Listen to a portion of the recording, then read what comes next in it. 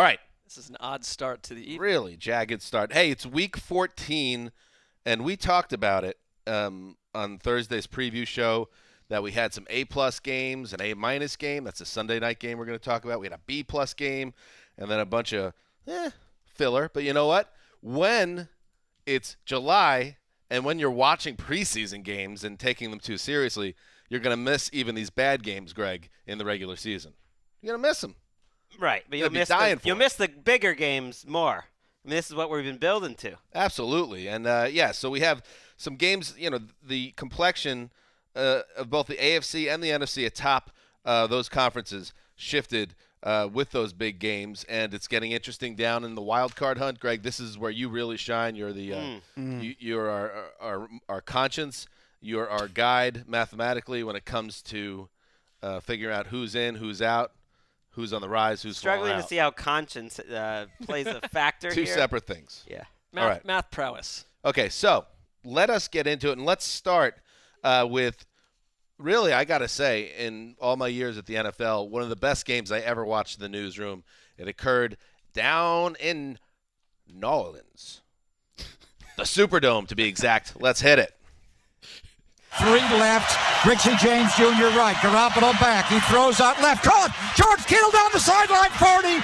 Runs by a man. Stiff arms a man. Still pushing. No flag. 3 flags come in. They may get George for a personal foul on the stiff arm. Marcus Williams grabbed his face mask. That's going to be a penalty on New Orleans. Wow. George Kittle went crazy on the play. Caught it. Ran down the sideline. Did he stiff arm? On a 4th down, they got the ball to Kittle on the outcut. Went down the sideline, and it was Marcus Williams who gave up the Minneapolis Miracle, who may have just lost the game for the Saints. Ooh-wee. Greg, Papa, Tim Ryan, 49ers Radio Network. Yes, Jimmy Garoppolo's clutch completion to George Kittle, who rumbles 39 yards, gets that penalty, the face mask on top of it.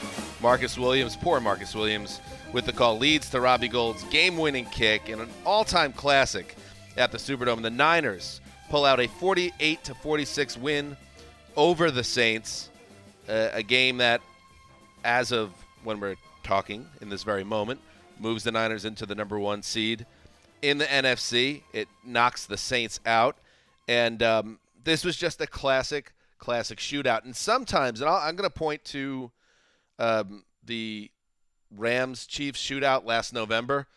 Sometimes when I watch these type of games where they're going back and forth on the field, it starts to a little exhaustion sets in. It feels like we're not even watching football anymore. It's like we're watching Bon Jovi's Arena League team or something, and it kind of doesn't feel as good. R.I.P., by the way. Yeah. 30 years. Great run. It's over now. All right. And in this case, I didn't feel that way. It was a great shootout, an epic shootout, and with the stakes what they are, these are both teams that will be in the playoffs. But knowing how competitive the NFC is, how much was at stake, beautiful. And great quarterback performances on both sides of the ball. Just an excellent game. And I know you guys, I'm sure, kept an eye on this game. This was the game, obviously, that I drafted first overall. If you didn't get a chance to really soak it in, you have something to look forward to tomorrow. It should be about 72 minutes long on Game Pass, so prepare yourself for that. But it will be a fun 72 minutes. It was an awesome game. In fact, it's the offense. This is the game. This is why football's funny / stupid. Is that everyone was talking about these 2 great defenses. The Niners entered this game the number 1 defense in the league statistically, and what do you expect? You expect some big stops. Instead, each team traded touchdowns throughout the first half. There was 1 punt in the middle, but it was touchdown, and just an excellent game. And I just want to focus first, since the Niners won, on Jimmy Garoppolo, because he showed no fear in this game. This is the game where I've always been a fan of Garoppolo, but I always, wondered if he's that next tier quarterback. He kind of he's always had the look. He looks like, we joke around about Drew Lock, but Garoppolo has always looked like a guy that's a superstar quarterback. He played like one. He's done it several times this season, but in this game with the stakes, he was fearless, and right down to that 4th and 2 when he connected with George Kittle, who's just a tremendous player. So the Niners with a huge win, 48-46. Whoa. The Niners are a team that have had throughout their history, when we grew up watching the Montana and Steve Young Niners, so many indelible film clips and highlight reel images that you just would remember and are drenched in as a football fan forever. That George Kittle play has suddenly right up there, smack dab at the top. I mean, that was one of the craziest, toughest, wildest displays of power I've seen from an offensive player. I mean, I think a lot of Saints fans are getting flashbacks to Vernon Davis and the play that the 49ers former tight end made against the Saints to break their hearts in the playoffs earlier this decade in one of the best games. I'm so impressed that the 49ers can win this type of game. I think it's a good sign for the Saints that their passing game can be involved in a game like this where they're the ones throwing the ball and scoring touchdowns on their final 2 drives, despite losing Jared Cook, who's been so big for them, had 2 touchdowns, but leaves with an injury. Yet, I think if you're looking at Alvin Kamara and the running game, that's the part of the Saints offense that you're just trying to figure out why is this not working right now, especially in this matchup you thought it would work. Yeah, Kamara averaged less than 2 yards a carry. And, Wes, you've been on this, and I think – Killer fumble. Yeah, killer fumble. And, does Brees have the arm he used to have? Can he put the throws in the tight windows that he used to a couple years ago?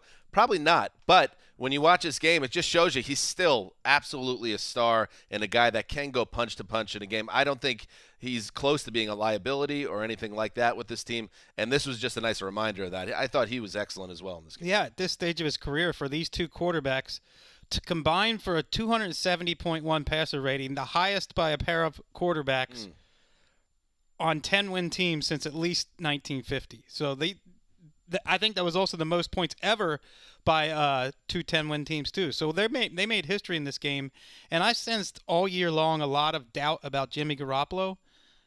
Through the early part of the season, I get it. They were run game heavy. That was what they did. The defense carried it. Since midseason, he's had to move the chains by himself in that offense with a lot of injuries, and I think more often than not, he's come through. I think one thing that flipped the switch for them was trading for Emmanuel Sanders, who is versatile enough when Kyle Shanahan trusts him enough to have him throw a pass and throw a touchdown in this game, and that he has – this is someone who was rehabbing a bad injury all offseason, and to come back and look at the way he does, I just think that he is – when good teams trade for players and it clicks, and we've seen that with the Baltimore Ravens this year with Marcus Peters, and it's happening right here with Emmanuel Sanders. It's a trade of the year. Niners. It's a trade of the year. I mean, I think they swapped middle to late round picks with Denver, with Sanders coming back. He's 32 years old. He had shown he looked really good before. They'll probably re-sign him too, so it got the jump on that. He suffered the torn Achilles last season, but was playing well before it happened. He showed in September with Denver that he could still make plays. So you wonder, and what other GMs are thinking right now. Wow, why didn't we be more aggressive with that, including the Saints and Mickey Loomis? And I'll say this again to the credit of Brees, that Jared Cook goes out with a concussion after his second touchdown catch. And it was kind of more of the same. Ted Ginn made one big play down the sideline, but it was, Michael Thomas pouring it into Michael Thomas over and over and over again. You just wonder, come playoff time, if someone figures out a way to slow down that Thomas to Brees connection, and then it really puts the pressure on Cook. But they could have used the second banana like Manny Sanders is my point. I'm just so impressed by the 49ers all season long, overcoming more injuries than any team out there. So many teams use injuries as an excuse. This has been one of the most injured teams in the NFL, full stop. In this game, too, they lost their center, Weston Richburg. They lost D. Ford. They lost Richard Sherman at one point. They lost K'Wan Williams, another starting cornerback. And they find a way. Their 2 losses are at the very end of the game against the Ravens and Seahawks. They control home field advantage in the NFC. Now, we're taping this at an unfortunate time, but that game against the Seahawks is going to matter. Either way, though, now the 49ers know if they win out, they are the 1 seed. And I thought last year when the Saints lost at home, I thought, wow, Drew Brees at 40, are they ever going to get a chance to have home field in New Orleans again? This might be it for them. They're back in position, but they have lost that control right now where they might be the 2 seed in the NFC. Let me give the final word to Richard Sherman, who after the game, he's been kind of pounding the table in his media a lot this season after the game is about Jimmy Garoppolo, how much he believes in him. And here's what he had to say after Garoppolo's brilliant performance. Obviously, Jimmy Garoppolo being clutch down the stretch, this is a big game, and he played big time. He played like the best quarterback in football today. He beat a legend. Beat a legend, and the Niners, they are battle-tested before the playoffs begin. Let's now move to another potential playoff matchup. This one went down in Foxborough. Brady, a long count here, trying to give a hand signal to Edelman. Takes the snap, Chiefs spring pressure. Left side throw, and it's broken up in the end zone! Broken up in the end zone! A corner route to Edelman, knocked down by Brashad Breeland. 5 yards deep in the end zone. The Chiefs hold on downs at the 5-yard line. And defensive coordinator Steve Spagnuolo brought everything but the kitchen sink right there. Brady had to get rid of it, and just a great coverage play, as you mentioned, by Brashad Breeland. 4th and 2 at the 5. He was looking for Edelman, and the Chiefs had 1st down and 10 at their own 5, leading 23-16. Mitch Holtis and Kendall Gammon of the Chiefs Radio Network with the call. Spag strikes again, Greg. The Chiefs needed. That's just a little in-joke between Greg and I. And our Sky Sports listeners, which we shared it with. The Chiefs needed someone to step up and make a play. Brashad Breeland was the man. He knocked Tom Brady's 4th down end zone pass away from Julian Edelman, the clinching play in Kansas City's huge 23-16 win over the Pats in Foxborough. It breaks New England's 21-game winning streak at Gillette. Whoa. Greg, gut check victory for the Chiefs, and a potentially massive one with the playoffs approaching. Yeah, it's big. You could have this rematch again in the playoffs.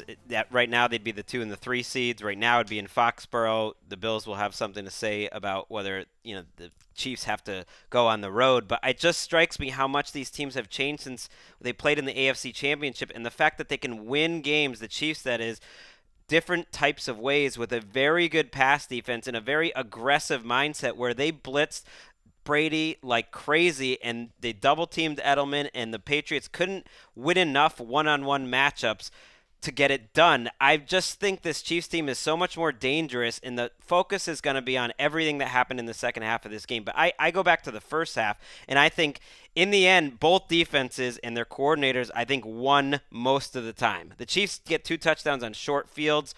The Patriots defense did what they wanted. Mahomes beat the Patriots on a 2nd 25 and a 3rd and 19 with just sensational individual plays. He evaded the rush so well so many times, especially in that first half. The Patriots don't have that sort of game breaker. I mean, almost no one does at quarterback, but that ultimately was the difference, is Mahomes can beat the perfect defense.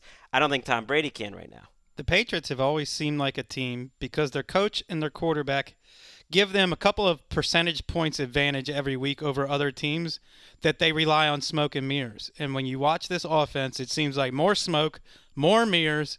They need a trick play to move the ball. They're throwing to Matt Lacoste with the game on the line in the end zone.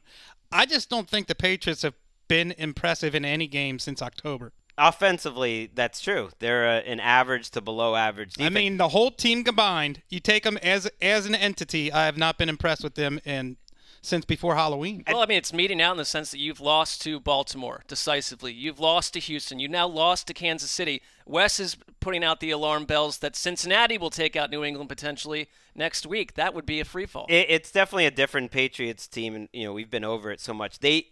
They do have something about them in terms of the coaching staff and Brady just mentally that, look, they made adjustments in this game. What they did in terms of taking away the deep pass, they totally stuffed Kansas City in the second half. They get a big special teams play. And more importantly, offensively, they started doing these outside runs. They also put Edelman on the outside. Tony Romo is so good at recognizing the changes that they make. And they still found ways to get the ball inside the 10-yard line, at the end of the game, and it's down to one play, despite having a kick being blocked, despite having some calls, definitely go against you.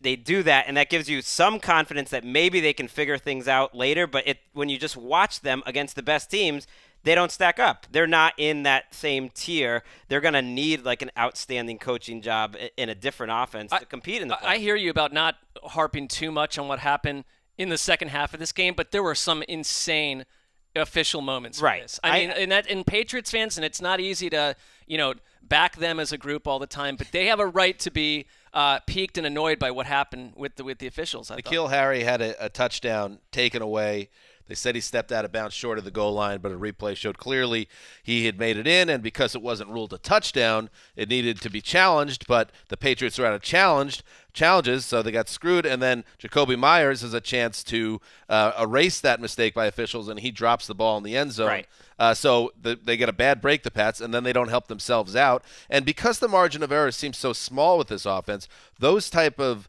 a bad break with the officiating and then a failure to take care of your own business with the drop, those things come back to haunt you because they don't seem to have very many opportunities the way this team and offense is built. Jacoby Myers' drop was huge, and fans that want to get upset about the officials, they should. I mean, it was not just the one touchdown being taken away. They also had the whistle blown on Stephon Gilmore. Stop blowing the whistle. And that stuff happens too much in the NFL. It's crazy. Here's the only thing that really bothered me about the officiating, because those things happen. It's like sometimes it goes for you, sometimes it doesn't. Like, make the play. They didn't make a million different plays. The problem to me is in the rules, in that the Patriots had to challenge to change that Stephon Gilmore play to a turnover because they messed it up in two ways. Not only did they blow the whistle and stop Gilmore from scoring, but they also didn't even blow a fumble in the first place. So the Patriots got that challenge right so that they could get the ball, and that was why they were out of challenges, because they had gotten their first challenge wrong. Belichick is among the coaches, it's been brought up a few times, that you should be able to keep your challenges. If you should keep your second challenge if you get it right. Feels like a simple fix. You shouldn't have to go 2 for 2 to get a third. Right. And before the owners' meetings every year, you get that list of potential rule changes suggested by teams, and the Patriots always have a massive laundry list. This feels ripe for that. I honestly think Belichick has suggested it before. Different people have. I don't know why they're so afraid of giving an extra challenge if you get one right, but in terms of what they didn't do well, a 3-play sequence in the first half really stuck out to me, where they needed to score, and they're trying to stay it. They're up 7-3 actually at the time. Philip Dorsett doesn't recognize a blitz, doesn't turn around. The blitz was getting home all day. Brady throws it to nowhere. The next third down, Brady makes a good throw. Jacoby Myers just drops it. He's kind of been killing them. The Patriots then choose not to take a 45-yard field goal. I know you noticed. I did not like that. Because their kicking situation has been so bad, and Folk had gotten blocked, and it was 4th and 7. And then Brady misses a throw on 4th and 7, where again the pressure got home. But in previous years, he had Edelman open on that play. I think he would have maybe stepped into that throw and made a tough throw. So it's never just one thing, but it's a lot of things. By the way, the Chiefs clinched the AFC West with the win because the Raiders are in a free fall. They're 9-4, and yes, they obviously now have the head-to-head tiebreaker on the Pats, and they're one game out. So we'll see. The Pats still, control their destiny in terms of staying ahead of Kansas City, but it's not going to be easy because at West, it's just not easy for the Patriots anymore. I think people are making a huge deal about they need the trick plays and all this stuff, but you know what? It's true. And Brady, when the blitz does come, he just seems helpless. Well, we've learned not to make any grand sweeping conclusions about what will happen in January when the Patriots go through these late season funks. Right. This is not the first time in November and December that we've seen an aging Tom Brady look less than we expected him to, and then he turns it on in January. I'm not writing them off. I'm just saying everything I've seen for the past month and a half, this team just isn't very good. And the AFC East is up for grabs. The Bills-Patriots game in Week 16, if the Bills can get there having won next week, it could be for the division, which is pretty exciting. And I think the Patriots fans and the Patriots should welcome that because they need to get a win against the quality team here down the stretch. Speaking of the Buffalo Bills.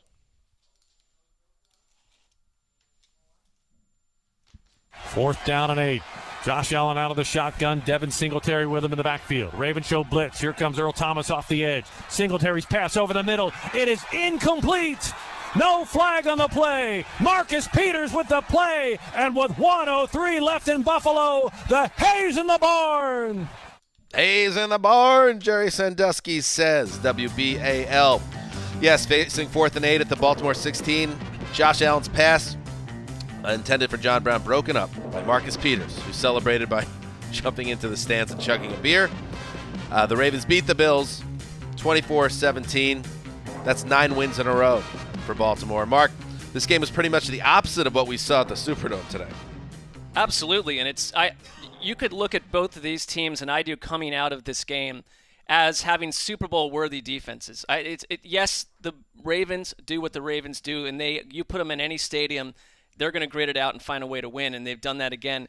I thought Buffalo's ability, what they showed against Lamar Jackson and this insane Ravens offense was admirable today. The problem with Buffalo, and we've pointed this out, all year long, is that if they do give up more than 20-something points, too often you cannot really convince yourself that they're going to find ways and have the weapons to hang around. And this was a game where Josh Allen faced so much intense pressure and heat from Baltimore's front seven that has become absolutely dangerous at this point, that you saw some of the quintessential bad Josh Allen throws early on. And it's not just because he's inaccurate. It's because he had people in his face all day long. They had 13 drives, the Bills, for 209 yards. 3.1 yards per play, and there were multiple marches where it was 3 and out, and it was you could not find a way that Buffalo was going to score in this game. And the Ravens lost Mark Andrews, their playmaking tight end, and they never really, I thought, found a way to get out of that situation. He's so important to them, and I think that this game magnified how important he is. Hayden Hurst had one of his rare big play scores today, but you take that away, this game would have been, I think, a really rough ask for Baltimore, because Buffalo fought and fought in the second half. When you watch in that second half, they have nothing on offense, and it's like, Devin Singletary does something really nice for you, but then it's taken back by penalty, and then Josh Allen, he's not – no interceptions, so he's not turning the ball over, but you can't count on him to make those window throws that you need. And that coverage by Marcus Peters at the end, if we want to talk about Bashaud Breeland, like he had him on John Brown is one of the great cornerback efforts today I've seen. And on the Bills' end, and no one's going to take anything away from the 9-3 start or that they went to Dallas and won on Thanksgiving, but this did feel like another chance for the Bills to put a big stamp on the season and say, not only are we a team that's going to the playoffs, we're a team that you better watch out, because we might win some games and make a run. They almost beat the Patriots in their building. Now they almost beat the Ravens. So I think as much as it might annoy fans in Western New York, you do have to figure out how to win a game like this to really get people to believe. Yeah, and who knows what beating the Cowboys means now or what it will mean in a month. Although just keeping it close against I'm so impressed with the Ravens in general that to me, getting it to a point where it comes down to the last play to me is a step forward and a sign they're playing better than they did early in the season. Here are the records of the last 7 teams that the Ravens have beat: 9-4, 11-2, 7-5, 8-5, 1-12. 10-3, and then a 10-win Seahawks team. So they're winning all these games against like great teams, and I guess the last 2 weeks have shown you can hold their offense down in some rough weather conditions. I mean, they didn't exactly rack up yardage in either of those games, and those games came down to the wire. But I don't know. I mean, it's about as good a regular season as you can have with 2 losses. I think we all kind of looked at the Bills' schedule a few weeks ago and said, even if we respect them, that lead in the wild card race is going to dwindle when they play these tougher teams. And now you look up, Titans and Steelers are only 1 game behind them, and the Bills have to go into Pittsburgh next week. Big game. A team that is rolling, and a defense which I believe is better than Buffalo's. Same kind of quarterback issues. You don't trust the quarterback from week to week on either team. And in prime time on NBC. Right, and if you want to try to imagine or picture a way that Buffalo wins a playoff game and caps this awesome regular season, it has to happen in Buffalo. And to Allen's credit, although he had a tough game and he was in the Luke Falk zone today, 3.7 yards they couldn't get anything per attempt. He did ball out with millions and millions of people watching on Thanksgiving. So I think he could step up in prime time, but that's another big test for him and that entire Bills team. A couple fumbles from him, including a key lost fumble. He'll do that. And that's, I think, why they're afraid of him running around so much. I think the number was 1 for 11 on throws over 15 yards, 1 for 16 when under duress. So the Ravens won up front, and Allen clearly didn't. Yeah, 4 for 17 on third down, and it looked that way. And yes, the lost fumble was I just think that he was hurt at one point. He hurt his ankle, and he was hobbling around. He wasn't the same guy. You take that punishment over and over, they're going to get you. Amazing, 257 yards for the Ravens. All right, let us now stay in the AFC playoff chase with a game with huge wild card and division ramifications.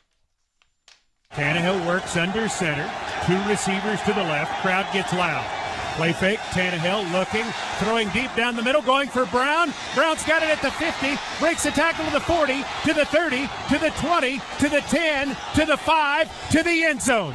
Ladies and gentlemen, that is 91 yards. Touchdown, Titans, their longest touchdown pass in over 5 years. Oh, that was so great, and it happened here. That came straight out of the black hole right down to the other end. A.J. Brown has caught a pass in every game this year. He now has over 700 yards receiving and 5 touchdowns. Mike Keith and Dave McGinnis with the call. Titans are... You know what to do, Ricky.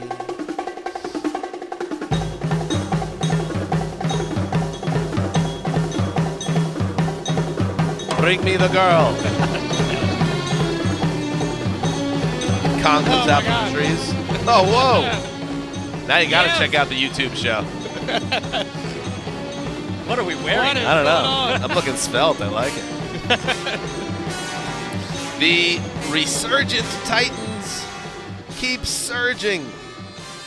Ryan Tannehill threw for 391 yards, 3 scores. Derrick Henry, 2 more touchdowns. He goes over 100 yards. He cannot be contained. And he made it look easy, even with his leg taped up.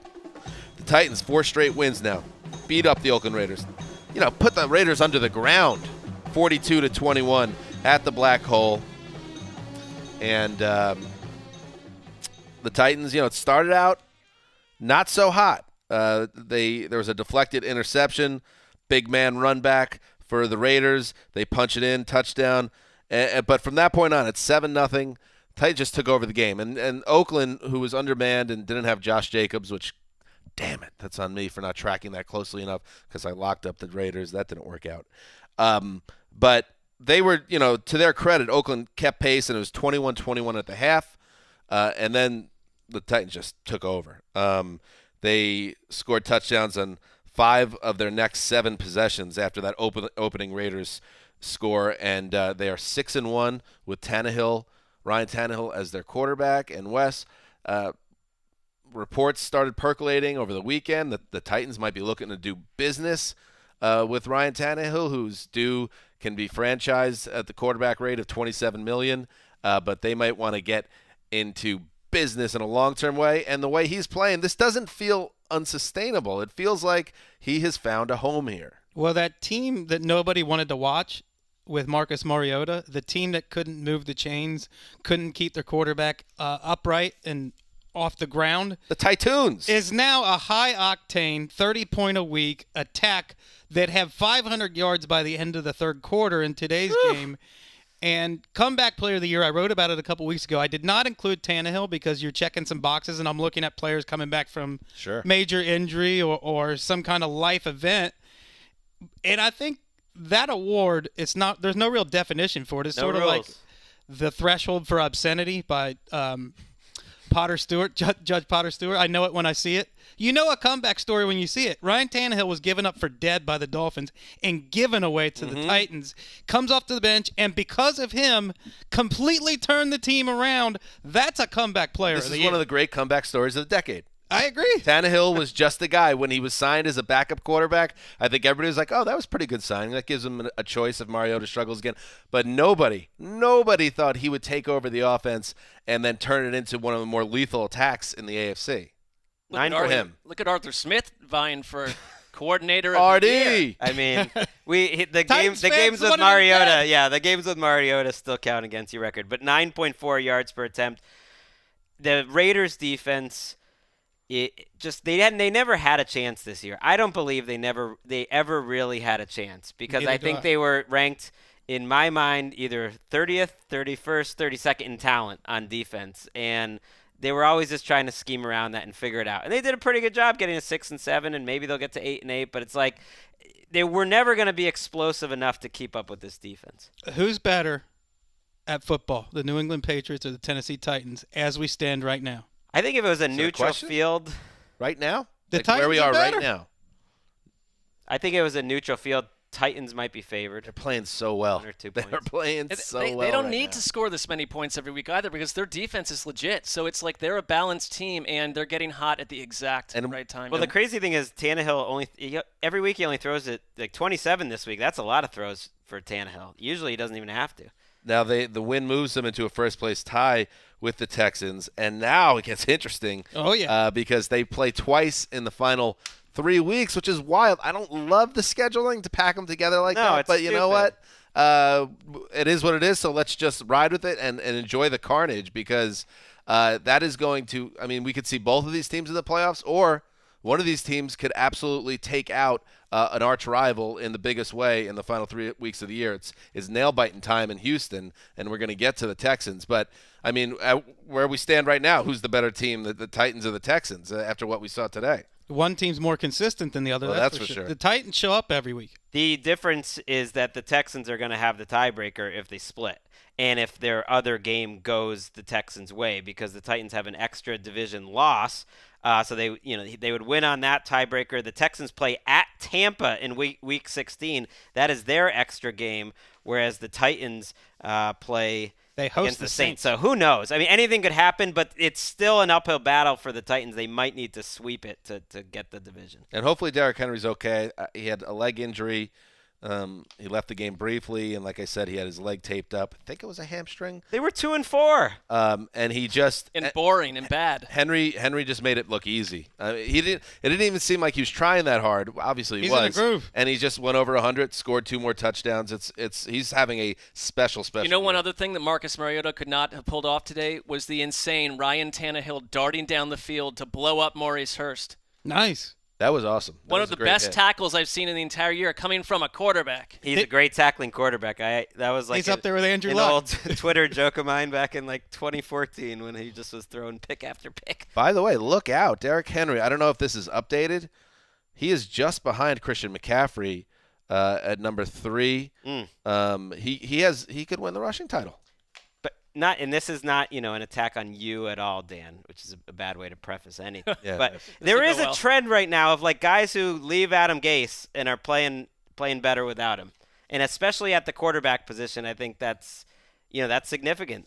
Yeah, sure. I will say that Tannehill did. It's not about you. Oh, no, it's just about that. Look, he's playing a lot better. It's not about me. Gase. Don't preface it by mentioning me. That's fair. Ryan Tannehill did look really good with Adam Gase, and then he blew out his knee, and things got a little wonky. Had some moments. So, but whatever. I attempted that same point with Dan on the Thursday show, and it didn't go well, so I wasn't going to go back down there. Yeah, if you guys want to bring it up every week, he's not like my uncle. It's not like it hurts me. He's just the coach that will be fired before long. Just another Jets coach. I am under the assumption that any Jets talk is personal. He's grist for the middle. I don't take it personally in this case. I mean, it's undeniable that Dolphins players have done well without Mr. Gase. All right. Let's now talk about the Houston Texans. My goodness. Denver looks like they rush 3. They will. Watson, quick throw inside pass caught. Kiki QT again, but he fumbled the football and is picked up by Jeremiah Tashu, who hands it to Kareem Jackson. Jackson's on the loose. Jackson with the foot race, and here we go. 40, 35, 30, down the Broncos sideline. 20, 15, 10, high stepping into the end zone. Touchdown, Denver. No whistle, no flags. If it stands, it would be the Broncos' first defensive touchdown of the year. It did stand, Dave Logan. Broncos Radio Network. My goodness. Kareem Jackson had an interception, returned to fumble 70 yards, touchdown against his old team. And Drew Lock, the kid, grow that beard. Doesn't matter. More important that you're playing well. Threw for over 300 yards and 3 touchdowns, all 3 of those scores in the first half. The Broncos blow the doors off the Texans. Don't even pay attention to the 38-24 final score. This game was 31-3 at the half. Greg, after the game, Von Miller said this of his rookie quarterback. Incredible. That guy's an effing rock star. Do the Broncos have something here? I hope so. It'll make them more watchable. I don't take Von Miller's hype too seriously because he did call both Paxton Lynch And Trevor Siemian, the next Peyton Manning, I believe. But did he call him effing rock star? No. I love Von Miller. I love hearing about Von Miller. He's playing on a bum knee, by the way, today. He had to play on the opposite side of the field because he can only rush in one way. Wow. He had to do it against Tunsil. That's tough. And he still got a couple quarterback hits. They said after the Vikings game, and I know I wasn't planning to start with this, but I love Von Miller. After the Vikings game, that terrible loss that he had, he went up and down on the plane and invited everyone out to dinner that night, and they went out that night like trying to fire everyone up after the worst loss of the year. And this team plays like a team that's still in the mix. Like if you want to judge your coaches by how hard your team plays, the Broncos show up each and every week. They're very unlucky to be only 5-8, and they are the NFL's berserker. You don't want to play them in December. This is exactly how John Elway and Vic Fangio wanted this season to close. Once you realized that you weren't going to make the playoffs, forget about tanking and hoping you find the next quarterback. Put something on tape that you feel good about and that you feel like you've figured some things out and you're not on the wrong. It's not just all about being on the wrong side of field goal luck at the end of the games. They are a team that's making progress, Wes, as the season goes along, and it is a credit to the players and the coach. They've unearthed some absolute stars on this team. Justin Simmons at safety is having an all-pro year. Alexander Johnson at linebacker has come out of nowhere to make a pretty big all-pro bid. They're turning their defense around. Cortland Sutton has been a find, and now Drew Lock is the X factor if he's really this good. Right, we'll see. The X factor, yes. The next 3 weeks for the Broncos and then in the offseason is all about just trying to find out about Lock. Now, he didn't have to do too much last week. This week, he made a handful of nice throws against pressure early in the game. Absolutely. Didn't have to do much in the second half. That's fine. I also give their coaching staff and my guy, Rich Scangarello. Scangs. Scango. I was like, this guy's not giving them a big advantage, like open plays. That was the opposite today. There were a lot of open receivers. Noah Fant made some big plays, 4 for 113 before he got hurt in a touchdown, caught all of his targets.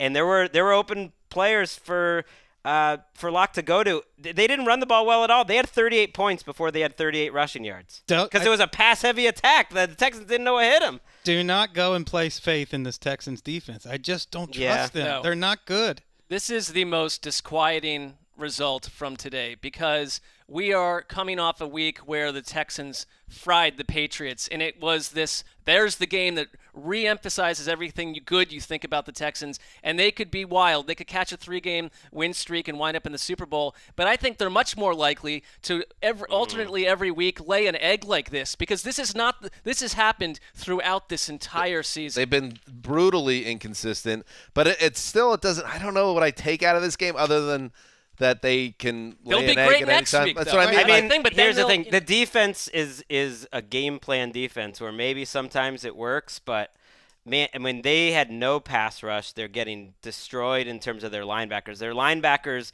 in coverage were awful. They were the same guys who showed up to the game dressed up as the dodgeball movie. Oh, you got it. You can't including do that. using a wheelchair guy as a prop. Don't put a guy in a wheelchair. And then that guy, I mean, you hate to point it out, did limp off the field with an injury. Now he needs the wheelchair. Well, as my mother says, don't spit in the sky.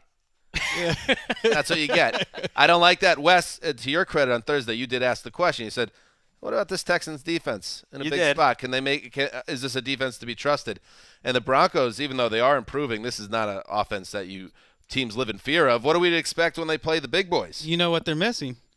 Kareem Jackson. They ought to melt his helmet down and make a trophy out and give it to the winner of this team every year because he tips the field every time this game is played. Right. You said that was the best game anyone played all year, Kareem Jackson against the Broncos last year. It was so good that they had to give him a monster contract. He had 3 passes defensed on top of the interception, 11 tackles. I mean, he was just flying around, got the touchdown. Good job. I mean, you can shut down Tom Brady.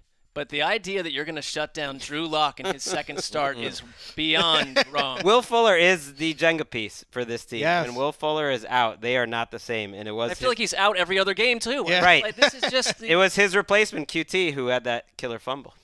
Rick Scangarello. Skangs. Papa Scango. Remember Papa Shango? Yes, he was one of the more ethnically questionable wrestling gimmicks of the early 90s. Some type of voodoo guy. Yeah, I'd agree with that. He had a lot of... Oh, you don't believe that his He put a curse on the were... Ultimate Warrior. I remember during one interview where the Warrior was giving an interview to Mean Gene, and then all of a sudden, like a black goo started running down his face. Is that why his heart exploded? Because Papa Shango, well, I don't know. Papa Shango had put a curse upon the Ultimate Warrior. This is during kind of a fallow period in the WWF. Yes, I would. Intermittent. It's not a high point. A lot of blank faces in the control room right now. What is going on? But there are definitely 1,400 wrestling fans listening right now like, love Dan. Way to bring up Shango in a big spot. All right, let's move on. Bartlett pumped his fist. 3 on the huddle clock. Here's the snap. Pass to the left side. Got a bubble screen set up. Tackle right at the point to make. No, fumble football. Picked up by the Buccaneers. Bucks have the ball. Tampa Bay is forced to take away. It's Mike Edwards with the football. Marlon Mack Rolling on the field is fumble. And he fumbled the ball. Tampa Bay Buccaneers force the first takeaway of the ball game. Gene Deckerhoff. Bucks Radio Network. Jameis Winston threw for 456 yards and 4 touchdowns, helping the Bucks rally, beating the Colts 38-35. See, this is like a chase through the streets of old school Los Angeles. Absolutely. Like cops and robbers stuff. 1967. Winston also threw 3 interceptions, including his 5th pick six. Wow. Is that I have to double check that stat. But it's another quintessential Jameis game. What do you make of this wild up and down Jameis season? It almost seems like a Jameis season on steroids this year. Yeah, it's like a refined version of Jameis Winston. It's just like distilled through 3 hours of simmering into 450 yards, 4 touchdowns, and 3 interceptions, which is as Jameis as you can possibly get. And he joins Gus Frerotte as the only other winning quarterback to reach those statistical markers in a game and still win. Gus Frerotte. He should have had another interception that might have blown the game, but Pierre Desir dropped it in a 35-28 game. And what happened after that was the Devin White fumble was huge because it had come after Marcus Johnson, who had a pretty big game for the Colts, drew a long pass interference penalty. Nyheim Hines is in the red zone. The Colts are driving for the score that's going to put the game away. Devin White pokes it out, and then Jameis throws an interception right after that. Throws behind Perriman, it's tipped and goes to Malik Hooker, but he ends up coming back again with another opportunity, which Jacoby Brissett, I thought for 3 quarters, played my favorite game I've ever seen him play.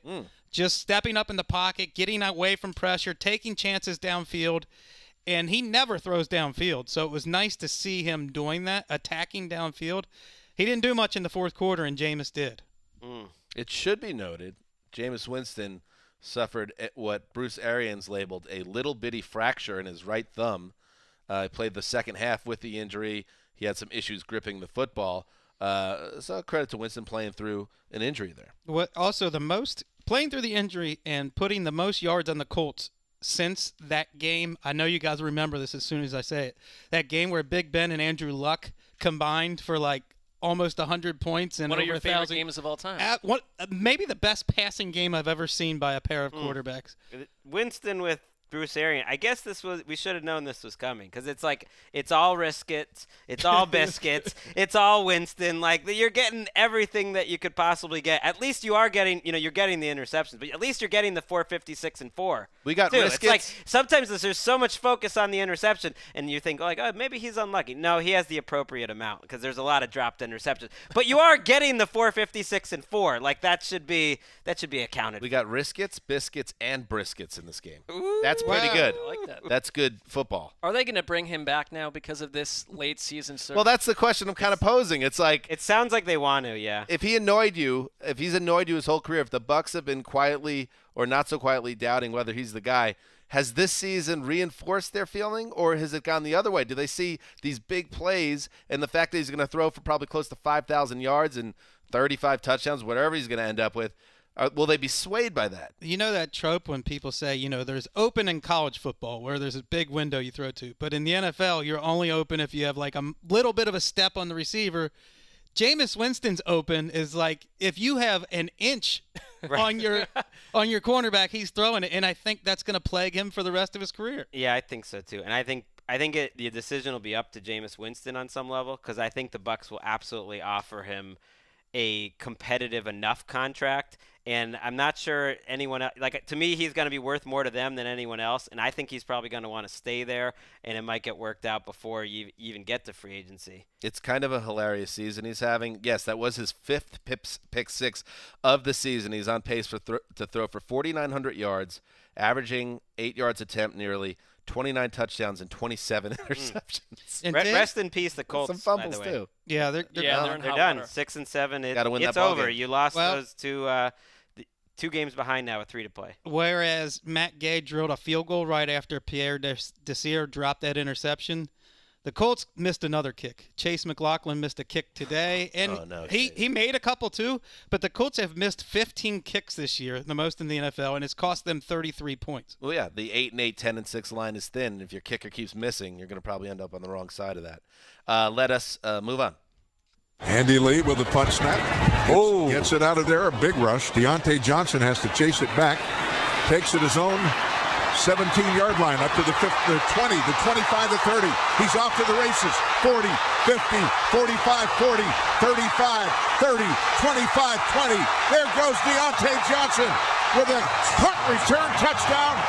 I don't see any markers down. Do you? Oh, Billy, I do not. And you know what? I was saying, every time he catches the ball, you hold your breath. And now he finally took it to the house. His longest previous punt return, Tunch, was 14 yards. Yeah. This one to the house. Bill Hillgrove and Tunch Ilkin. Grove and Tunch in the morning. Hey, that's a good team. Steelers Radio Network. Deontay Johnson, 85 yards to the house on a punt return.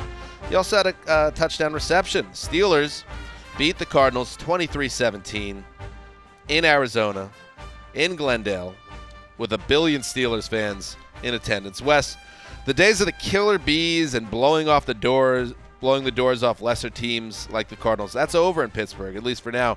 But hey, a dub is a dub, and the Steelers keep stacking. It would have been interesting to see if the Steelers blew the doors off this Cardinals team had Benny Snell not fumbled and given the Cardinals prime field position when the Steelers were threatening to run away with the game early. They let the Cardinals back into it, and then it became a bit of a slugfest. But I would say my opinion on their quarterback situation had a lot more to do with Mason Rudolph than Duck Hodges. I've been a little bit fearful that Duck wouldn't get it done. I mean, he's not the most talented guy in the world.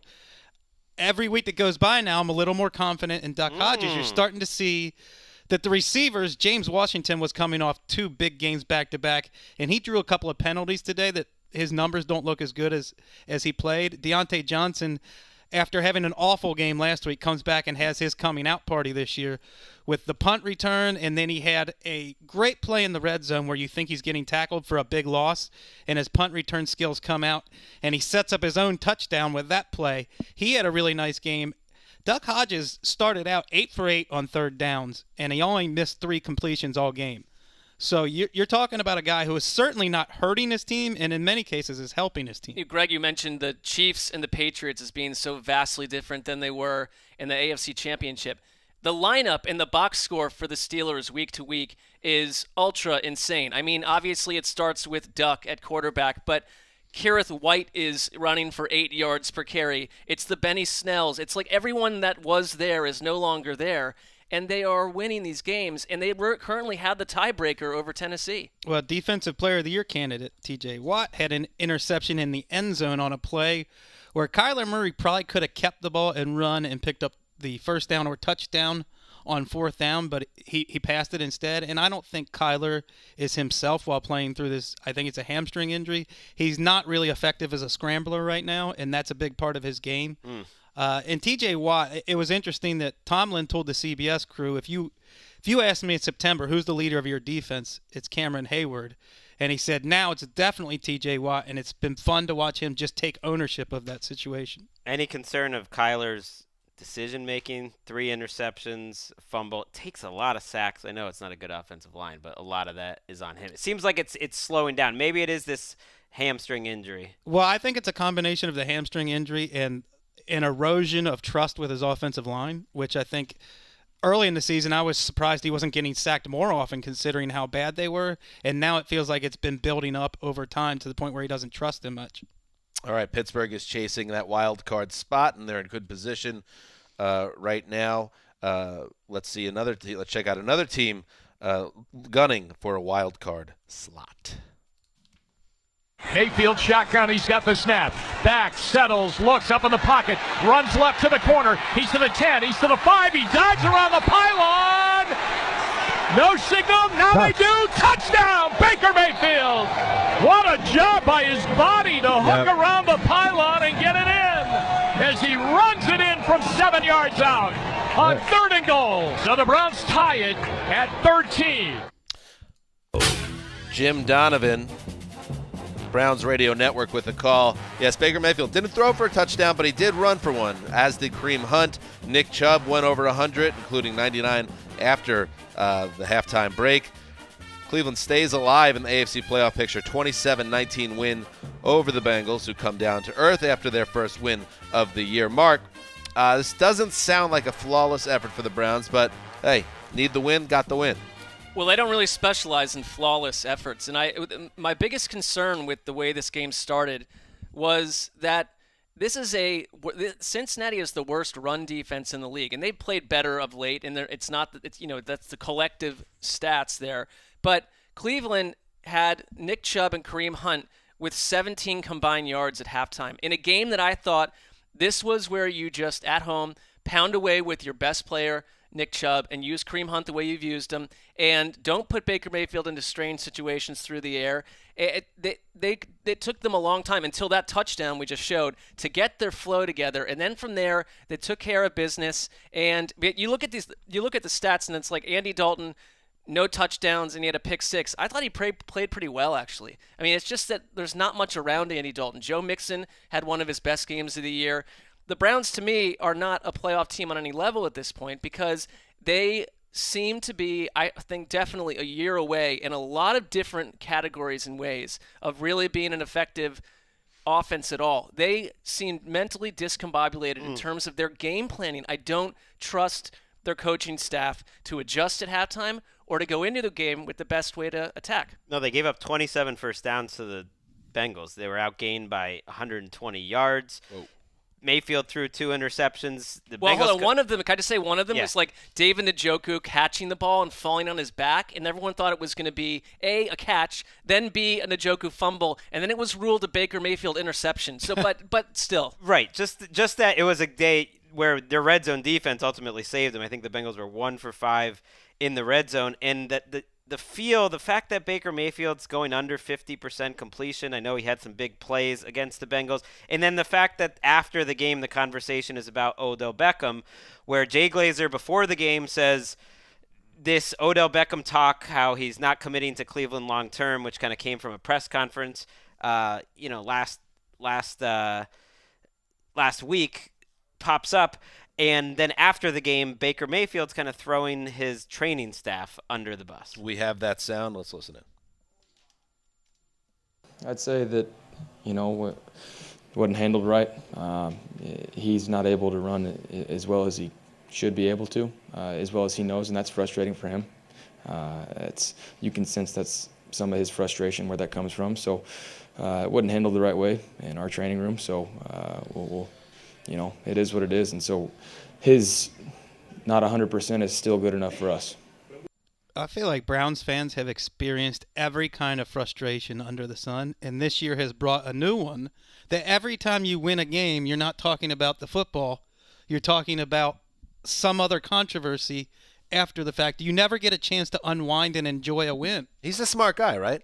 What does Mayfield think's going to happen when you make that comment? Trying to stand up for. He's trying to make. Isn't there a smarter way to do that? Of course. I mean, because that becomes the story that he's throwing his team under the bus in a way, and even if his intentions are noble, which is to say, I'm on OBJ's side. Oh, you guys getting on him that he's having a down year, but this is one thing you don't do. And like Wes is saying, it should be about the Browns staying alive, and instead it's going to be about Baker mouthing off about his team. He did come out and apologize strongly on Twitter for not wanting to make it seem like he's throwing. No, I get it, but he just did. But part of it is you haven't heard much from Odell Beckham at all, and I think that he is speaking for someone who typically is the person drawing all this media fire. I hear you, though. I mean, it's like I'm not just going to stick up for Baker Mayfield because I'm a Browns fan by nature. It just makes the organization look bad. First of all, that Odell Beckham wants out, and then second, that the quarterback is sort of blaming the organization. So you got to think as the leader, like you want to make your organization look good. Baker's going to be there long term, whether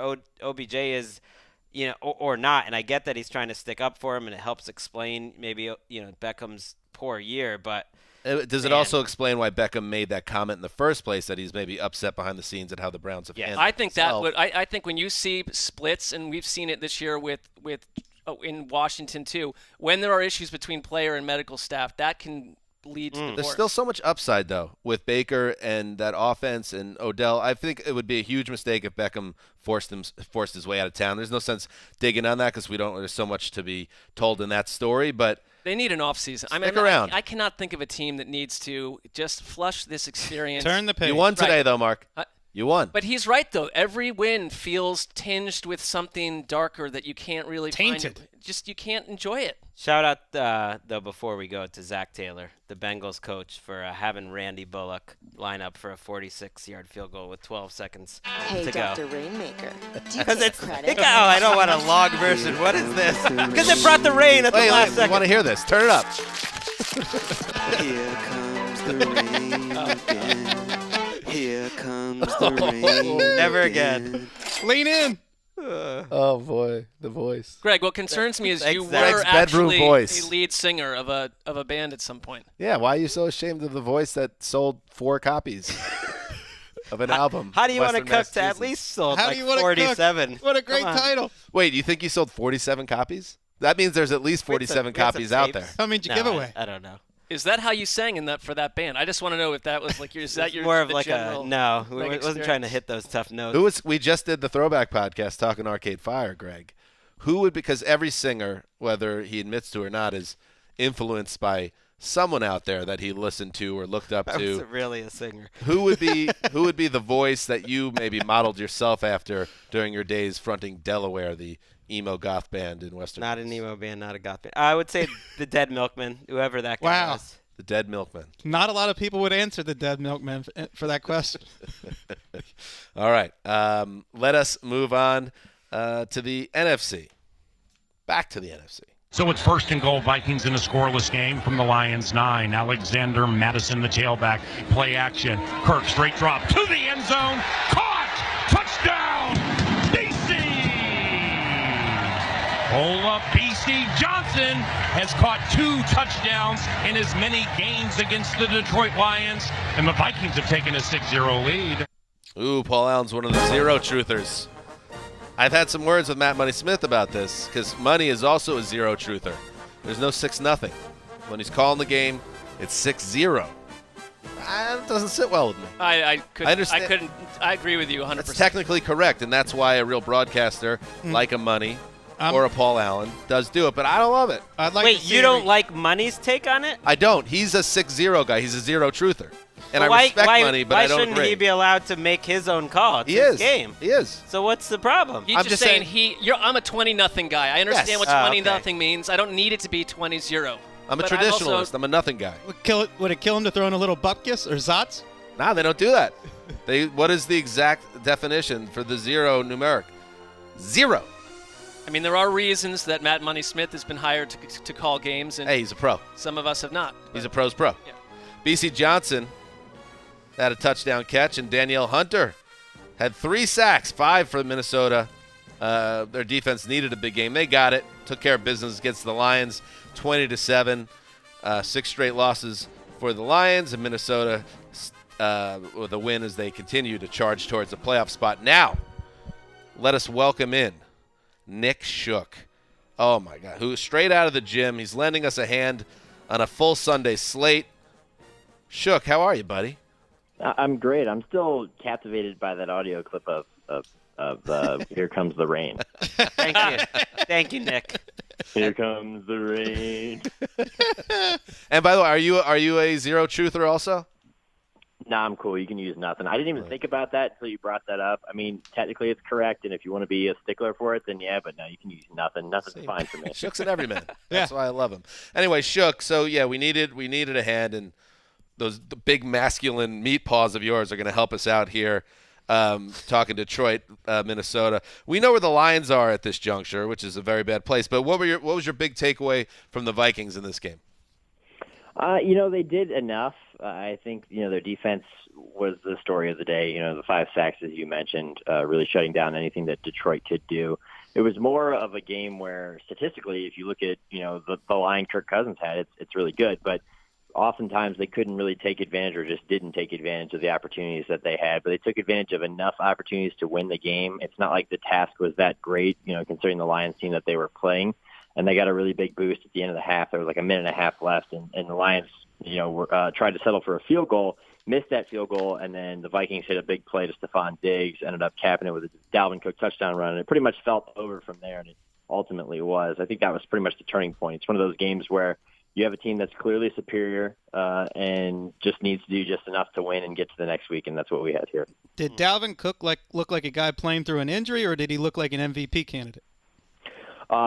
Handoffs-wise, carries-wise, he looked like somebody was playing through an injury, but I didn't notice that much of an issue with him running the football. He still looked explosive. He still looked strong through the hole. I was watching the Browns game and this game at the same time, and I was getting, frame-by-frame comparisons of him and Nick Chubb, and I was thinking to myself, if I had to pick a running back to start with, I would pick Dalvin Cook over Nick Chubb. He's just more explosive from the backfield through the line of scrimmage than a guy like Nick Chubb. Not to, knock anything against him, but so he looked fine. I just think, it was a game where he could have sat out and I wouldn't have had an issue with it. I mean, Alexander Madison still had 14 carries for 46 yards, and I think he would have done a good enough job. But again, you're kind of fending off the Rams who are coming up on their tails, and you're also trying to still win your division. So I understand why he played. I don't think it's a huge issue going forward. For those of us that started a fan club based on the exploits of David Blau, should the Blauhards be concerned about the overall arc of where we're at with this quarterback right now? Blauhard Nation wants to know. Well, every time Blau takes the field, there's a certain term for that span of time. It's called Blauer Hour. And, oh, yeah. Blauer Hour wasn't so great this week. Threw a couple interceptions. One of them was really bad and kind of killed their only strong drive of the second half.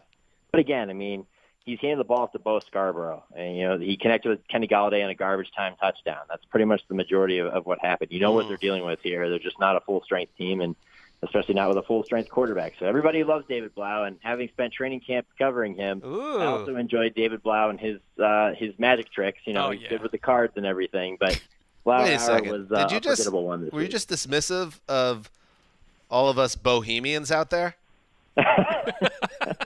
Because we like what we got in our guy. It won the rookie show in Berea, I'll tell you that. But I don't know how far it's going to take him in the NFL. Wow. Shout out to Daniil Hunter, the youngest player in NFL history to get to 50 sacks. I feel like he gets slept on as one of the great pass rushers. This year, he's second in sacks, fifth in hits, first in hurries. 79 pressures this year by Daniil Hunter. He just does it week after week. And it feels like he's even better in that dome in their home stadium where they have an advantage against, with the crowd noise. He just plays so well in that dome. Shook. You believe in the Vikings? Before we say goodbye, I'm looking at they're 9-4 right now. They're the where are they? They are this projected 6th seed. They got at Chargers, home Packers, home Bears. Tell us where the Vikings end up New Year's Day. Right now, let us know. Ooh, well, I spot. think they could win. They could still win their division. I mean, I think that. But will they? The Packers in Week 16. I believe that they'll beat the Packers. I don't fully believe in the Packers. Every time they've come against a team that they face a strong test against, they've fallen short, and I think that they might fall short against this team. As long as Kirk Cousins can play well statistically and on tape, because sometimes there's a difference, and he's only done that really in the big moment once in his career, so he needs to do that. But I think they're equipped enough. Greg mentioned Daniil Hunter and everything that he's done. This is really 2 strong seasons for him in a row that he's a premier pass rusher, and I think they can ride that defense.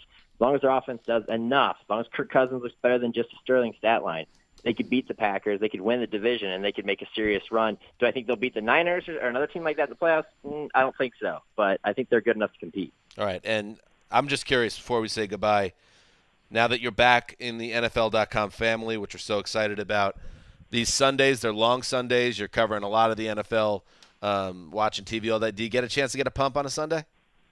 Actually, no. Usually, I mean, if I get up early enough, but the last what a revelation. Sundays, no. It has not. It's been a designated off day. It's all football. That's what's fueling me on Sunday. Are you as committed to your physique as you were when we knew you here? That's the question that had to be asked. Thank you, Mark. Oh, yes, of course. Absolutely. All right. That's got to really weigh on your mind while you're sleeping on Sunday nights that you didn't get a pump in. You know it does. Not at all. See this I guy? don't carry the past day's failures at all. I just move forward. Always going forward, never back. Shook, we're probably going to need your help again in the coming weeks, so we'd love if you could rejoin us down the line. Does that work for you? Yeah, definitely. Lions every week for you, by the way. We'll hook you up with a better game before we say goodbye to the 2019 regular season. Nick Shook, thanks, buddy. Thank you. Speaking of those Packers. And the snap, the kid Jones up the middle, cuts it back, straight ahead to the end zone. He dives in for the touchdown. And the Packers take a 6-0 lead. 4-yard touchdown run by Aaron Jones in a Lambeau leap to the south end zone stand. Aaron Jones. He'd been gone for a while, but he's back. 134 yards, season high total on only 16 carries. Aaron Rodgers, he threw for $195 and a touch. Packers, 2015 win over the Redskins at Lambeau Field. Wes, I didn't see a second of this one. 2015, tell us about it. What? I am so tired of hearing every week how many passes Aaron Rodgers has gone without an interception. If you hold the ball instead of throwing it, there's no chance of getting intercepted. Oh, no. Oh, you know what he's saying. Plug in, everybody. Read between the lines. I love Aaron Rodgers, but this has been a story, whether it's Mike McCarthy or Matt LaFleur, for it seems like 3 or 4 years now. Why is Aaron Rodgers holding the ball? Is it because his receivers aren't getting open, or is it because the quarterback needs for the perfect play to be there in order to release the ball? Probably a little bit of column A, a little bit of column B. This was a big part of this game, and maybe we're not talking about it if Rodgers doesn't throw slightly behind Jace Sternberger on a potential touchdown. If Jimmy Graham was the Saints version of Jimmy Graham and leaped up for a catch in the red zone on a pretty decent Aaron Rodgers throw. That version's long gone. It's long gone, and I thought Graham should have made the catch, but, that's the ghost of Jimmy Graham. Aaron Jones on a third down, Rodgers just barely missed him on a play that would have gone for a lot of yards. So this is what we talk about with Aaron Rodgers almost after every game. They just missed on a series of plays where the throws were pretty good. But when you hold the ball for so long and you can't convert third downs, you tend to talk about the plays you just missed because you're not talking about the plays you made. How about Haskins? Little progress report. He has a major sack issue, like to the point where it's a Jameis Winston interception issue. He knew that was coming. It's more like go to the doctor. Let's put this in perspective. Deshaun Watson's sack rate last year was 10.9% when he got sacked the fifth most times by a quarterback in NFL history. Haskins is at 14%. Case Keenum was at 6% behind the same offensive line. This is a Haskins issue, and whoever coaches them next year will have to spend the offseason working on it. Pretty common one for rookie quarterbacks. Certainly, probably the most common one, just holding the ball too long. He played through an injury today, 6.3 yards per attempt. The result doesn't surprise me. The fighting Callahan stay in each game. You love Bill Callahan. I mean, this was more about the Packers than the Redskins. Okay, but it doesn't surprise me on the Packers side either, because I'm with Nick that I don't know what you have right now with this Packers team. Great record. I'm in the same place. With well, 10-3. This is the 9th time this year Aaron Rodgers has had a passer rating under 100 in a game. That should not be happening. Just feels like a clear middle tier to a collection of like the Vikings and the Packers. I know you asked Nick if he could see them making a run. I could see them winning a playoff game. I simply don't buy that with the Vikings, and I don't see that with Green Bay at all. I'm with you, and yet they're intriguing. Like, because some years that's the best you got. Like some years, the teams like this are a 1 or a 2 seed, and it's kind of fun if these guys are the end of the NFC playoffs. Like that is a fun little tourney. All right, let's rip through 3 games that have, I was going to say 0 implications, but I'm not going to do it. I'm going to say no implications. Bingo. Nailed it. Is that allowed? Verbally diverse. Sure. Call back. All right. You got to be alert for pressure here. Here it comes. Yep, Ryan from the pocket, going to take the shot. Zacchaeus is out there. Alamade's first professional catch. He breaks away, and Alameda Zacchaeus is going to go to the house 93 yards. Unbelievable. Dante Jackson got caught in the dust. They came with a sellout blitz, 0 coverage, and Alameda Zacchaeus, the all-time leading receiver in Virginia history, finally gets clean and finally gets an opportunity to be put up the bat, and the rookie delivers big time. It's almost like Wes Durham and David Archer, the Falcons Radio Network, had a little inside joke side bet. Who could say his name the most on that call? On Roddy White Day in Atlanta, Olamide Zaccheaus hauled in, yes, a touchdown pass from Matt Ryan. That was the longest in the great quarterback's career, 93 yards. The Falcons double up the Panthers, 40-20. Greg, I feel like this is a meaningless NFC South tilt you'd be weirdly excited about. No, not too excited. I mean, it was a lot of points. It could have been a worse. Bit of excitement. The bloom is off the Falcons' rose. Yeah, I guess it can go two ways when you're an interim head coach. You can either kind of have a couple fun wins and become a new personality, big arms from Dan Campbell or Joe Vitt's press conference, or you can be Perry Fuel, who gives up 40 points, or his defense gives up 40 points, and then his cornerback Dante Jackson after the game blames that play and a couple others on his awful, horrible calls for not practicing these situations throughout the week, and that they didn't make any sense. This was a season. Of course, he gave up that play. So he's going to be running laps this week. Remember when we were in London, we watched the Panthers, and they not that long won, ago. and they beat the Falcons, and they were riding high. These seasons can turn quickly in our league. Kyle Allen, pretty grim. The Falcons have intercepted Kyle Allen more than the rest of all their games combined. So they love facing Kyle Allen. They own Kyle Allen. The 4-9 Falcons will never lose to Kyle Allen. Let's move on. All right, then. Eckler now in for Gordon, out wide of the numbers right, and the slot is Henry left. You got a linebacker on Eckler. And here comes the quick blitz. There's Eckler. Gets a block, 20, 25, 30. It's a foot race, 40, 50, into Jags territory, 30, 20. Austin Eckler to the end zone. Touchdown, Chargers. Austin Eckler is having himself a day, and Keenan Allen cannot stop dancing. 84 yards. There was nobody there. I mean, you had blockers and two defenders, and once he got by that first line, there was nothing between him and Superfluous is what it is. Matt Money Smith, there he is. And Daniel Jeremiah with the call, KFI AM. Phil Rivers threw for 314 yards, 3 touchdowns, including an 84-yarder to Austin Eckler. The longest completion in the history of Philip Rivers footballing. The Chargers are the latest team to humiliate the Jaguars, 45-10. Mark, in a tough year, it was a happy birthday to your boy, Philly Rivers. It was a celebration.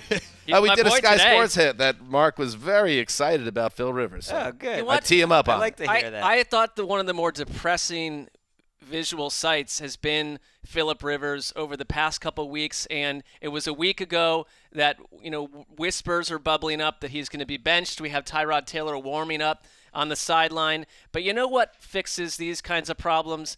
The defense of the Jaguars, which at this point is beyond a ghost. I don't know what you want to talk about, not coaching well on defense and not figuring out how to handle these assignments. This was a game where the Chargers basically looked at what's happened to Jacksonville over the past 3 or 4 weeks and said, all we need to do is take deep shots down the field over and over. We will unleash Austin Eckler for 200-plus yards off of 9 touches.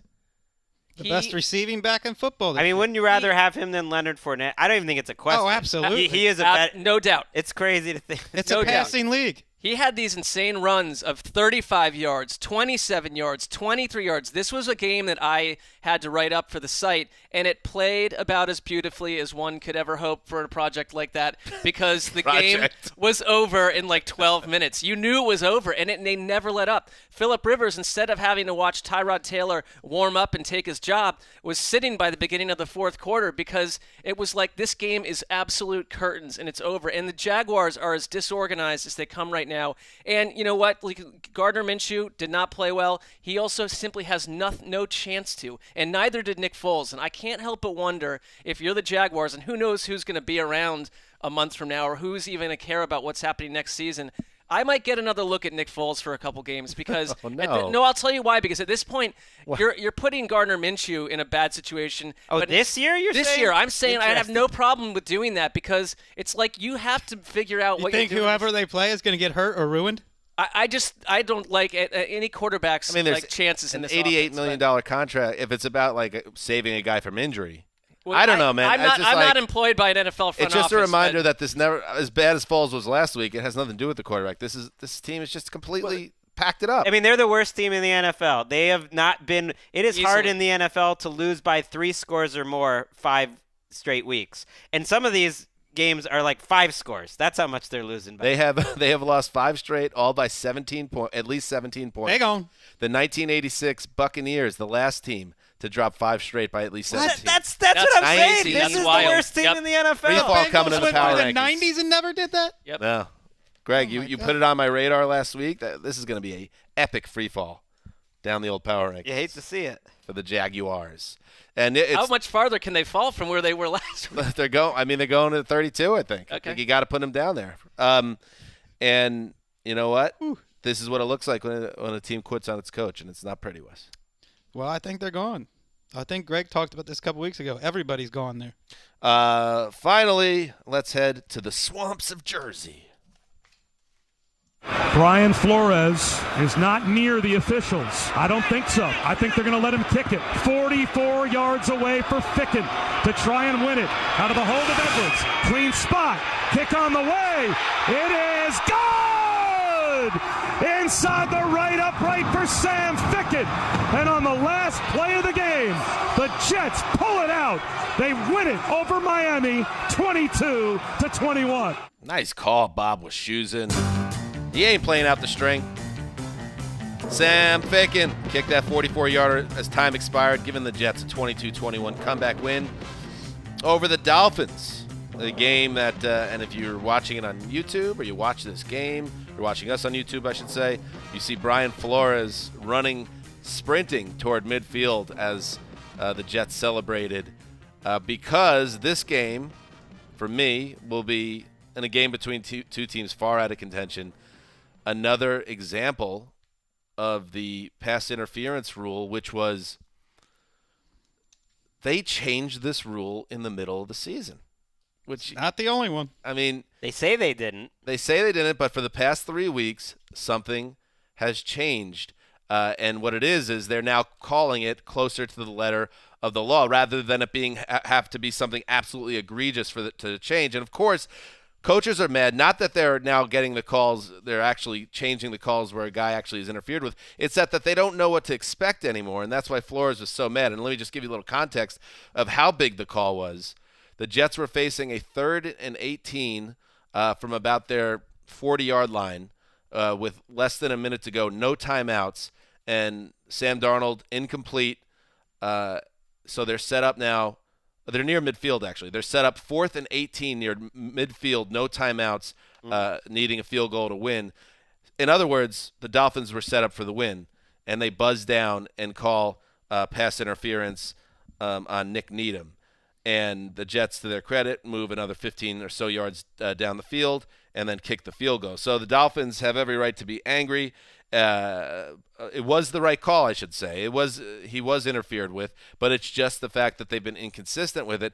And the one thing that they've kind of not gotten right here is, I think it's clear. It's like you couldn't have corrective steering in the middle of the season. You kind of had to pick a way to handle this and stick with it. If you change midseason without making any type of announcement, which of course you would never do, it's just going to lead to confusion and frustration, and that's what we saw at MetLife Stadium.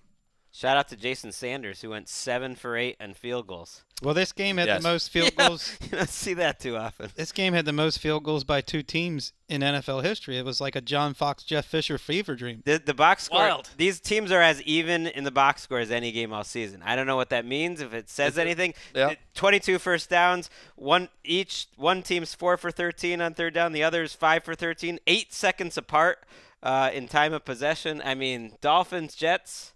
Hey, they will not be in last place, the Jets. They will get that 3rd place schedule now because they won this game. And I just want my last note, and I even checked in with NFL Media Research because I was like, because the Jets defense wasn't great. They gave up 7 scoring drives, but they're all field goals. Has there ever been a case where a team punted just once, which the Dolphins did, without scoring a touchdown? And it turns out that it happened once last season, but just 6 times since 2000. So it's rare, but not hardly unprecedented. No Jamal Adams. No Jamal Adams, no Lev Le'Veon Bell. Sam Darnold played a fairly poor game here, so the Jets are lucky to get the win. And you never, even in a lost season, you don't want to get swept by the Dolphins. As bad as this rivalry is right now, it's fallen on hard times. Don't want to ever get swept. And Hank has to eat that. Handsome Hank, the Dolphins fan. Which takes us to Sunday Night Football. But first, it's time for 2-Minute Drill presented by Oikos 000. Love statement games. I'm all about statement games. Who made a big statement on Sunday? Mark, get us going. Ravens, and I know that it feels like they do that every week because they've essentially just ripped through one playoff team after the next, but I couldn't have been more impressed with how they went into Buffalo, shut down that offense, which is not the toughest ask in the world, but their pass rush and the Ravens defense in general feels to me like it's coming up to par with aspects of their offense. They held the Bills to 209 yards off 13 drives. That is 16 yards per drive, and it looked a lot worse than that for the first half until the Buffalo got a little bit hotter as the game went along. Shows the Ravens don't need Lamar putting up Madden on easy stats for them to win. Right, because he was shut down too for much of the game by the Bills. Wes, statement game. The statement Ryan Tannehill made was, I'm the comeback player of the year this year. Oh, dang. I'm not coming back from injury, but I resurrected my career after the Dolphins threw me in the trash and gave me away to the Titans. Ooh. And now I have one of the best big play offenses in football. Tannehill is averaging 10 yards per attempt or thereabouts this year, which is unbelievable for a Titans offense that was a morass with Marcus Mariota under center. Everybody was complaining about the offensive coordinator. Dan wouldn't even pronounce their name correctly because he had such little respect for their operation. Couldn't do it. Wouldn't do it. And now this is a high-octane attack, and they do the same thing every week. He's come back from irrelevance. How about this? I got one for you. Big statement by Jimmy G. We know he's a good quarterback. We know he's on a great team, but he was fearless. That's the word that comes to mind. The performance by Jimmy G at the Superdome with the crowd going nuts and Drew Brees going pass for pass. He did not bow down in the moment, and I found him so impressive, even right down to the big 4th and 2 completion to George Kittle at the end of the game that led to the big run that set up the field goal. Jimmy G played like a superstar franchise quarterback everyone always thought he could be, and I think this is just the beginning of a great career. Wow, coming up big in big spots, much like Young Wei Koo in Atlanta. That was a heater. Panthers, Falcons. And you know what the statement Serious? Young Wei Koo was making? What? He's kicking it off. He's running down the field, and his statement is, I'm a football player. I'm putting my nose in the middle of a tackle, and I'm recovering it. Dang. And then I'm getting That's pretty drilled. good. Oh, and you think, okay, I'm Koo. I'm going to pick up a fumble. I'm a football player. Everyone loves me now. He kicked a field goal just a few minutes later, 4 for 4 on field goals, including a clutch 50-yarder to make it a 23-point game. That makes it a 4-score So a fumble game, recovery. Really. That's clutch. And 8 made kicks and 8 tries. What more do you bad. need? See why they put him in that number 7, Michael Vick soldier. There's a little too much drama around Koo. He's always at the center of things. But it's fun. There you go.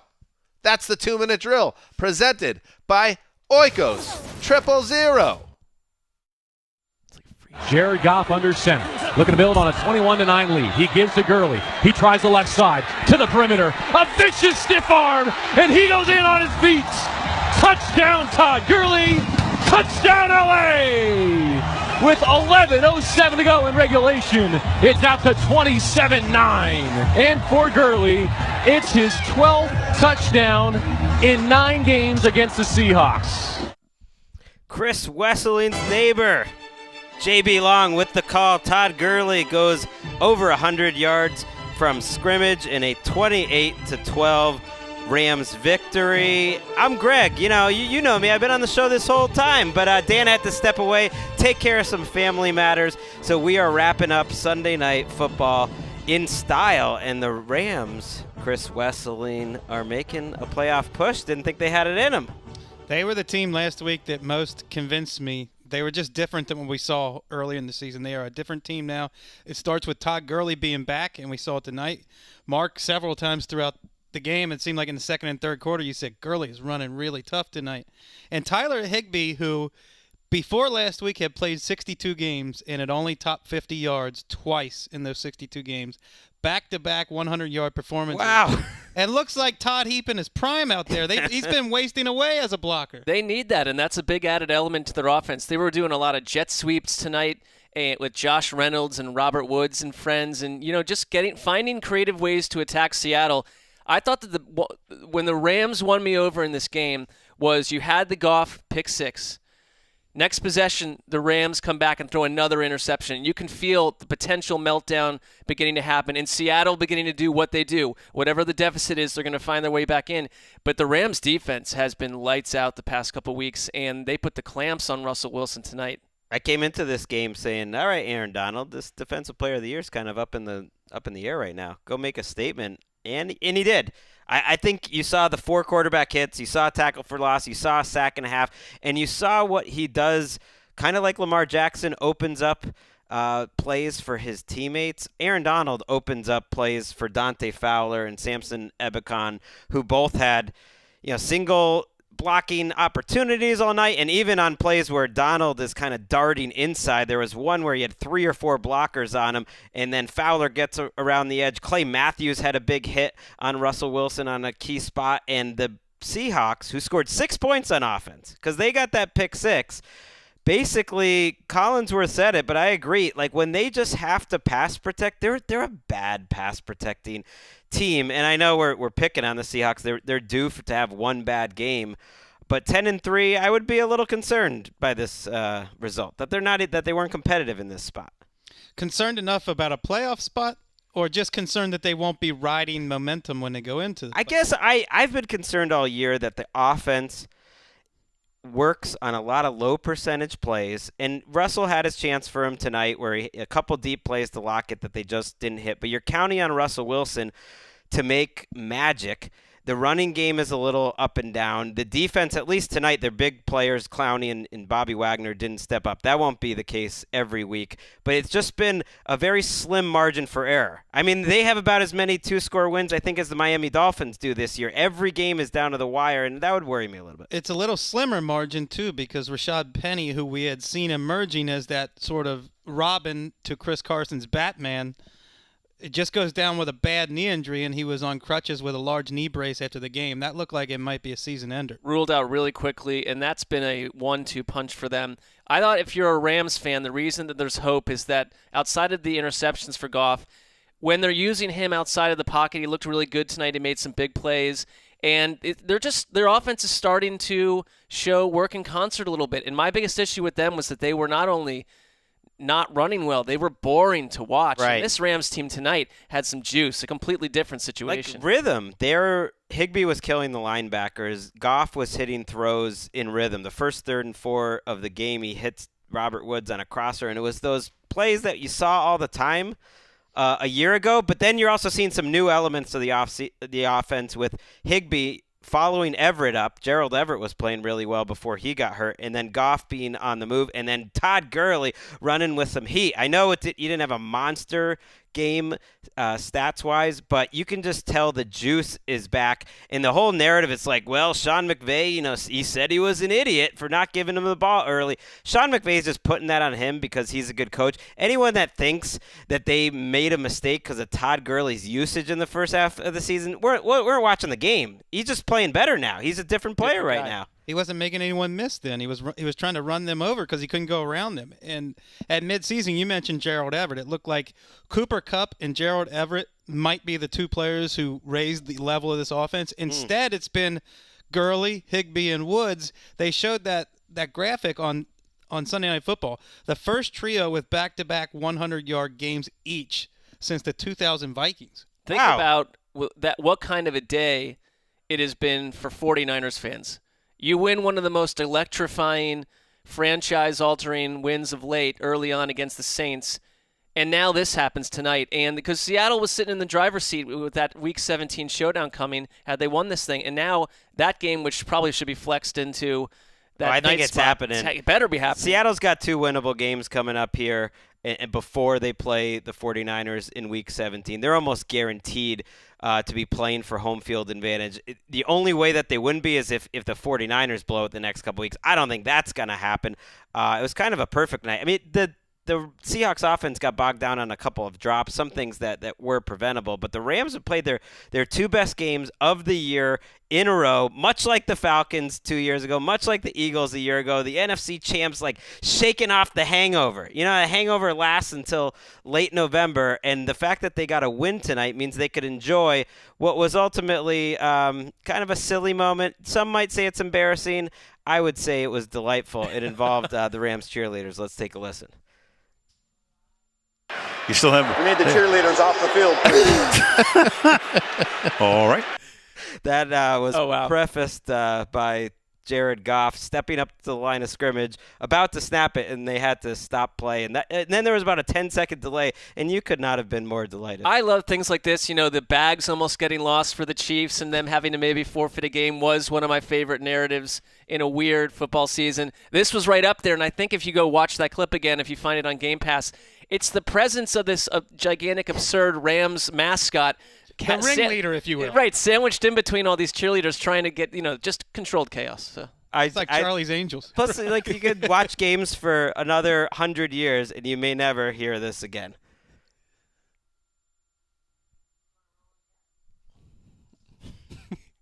We may not hear it again. You still have. We need the cheerleaders off the field, please.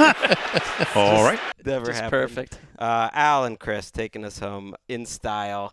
That's it for the show. We missed Dan here at the end, but he will be back on Tuesday. We'll be back on Thursday to preview all the Week 15 games, and it keeps rolling on and on. It's the home stretch. We're here. We're halfway through. Train is rolling. Get it over with. That Tuesday show is going to have a 35-minute recap of Giants, Eagles. Yeah, right.